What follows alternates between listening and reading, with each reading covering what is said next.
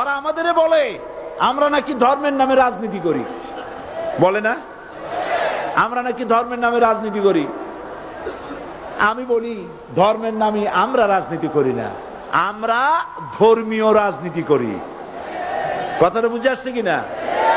ধর্মের নামে রাজনীতি তো সেই ব্যক্তি করে 1996 সনের নির্বাচনের আগে যিনি মাথায় পট্টি বেঁধেছিলেন, যিনি শপথ গ্রহণের সময় হাতে তসবিহ পড়েছিলেন, ধর্মের নামে রাজনীতি তিনি করেছেন।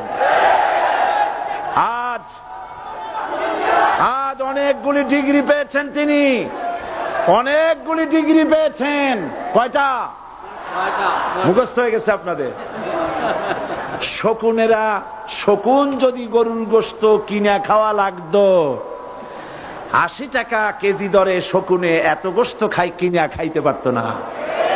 লেখাপড়া করে যদি ডিগ্রি নেওয়া লাগতো এত ডিগ্রি কপালে জুটতো না, পয়সা দিয়া ম্যানেজ করা ডিগ্রি। কিন্তু 9টা নিলে কি হবে? আসল ডিগ্রিটা এখনো বাকি আছে। আসল ডিগ্রি কোনটা?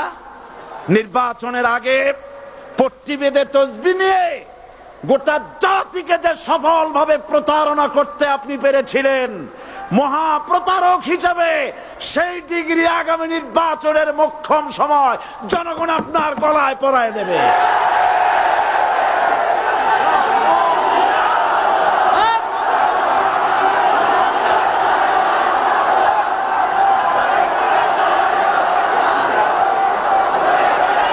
সুতরাং ধর্মের নামে রাজনীতি নয়, আমরা ধর্মীয় রাজনীতি করি, আমরা এই কোরআনের রাজনীতি করি।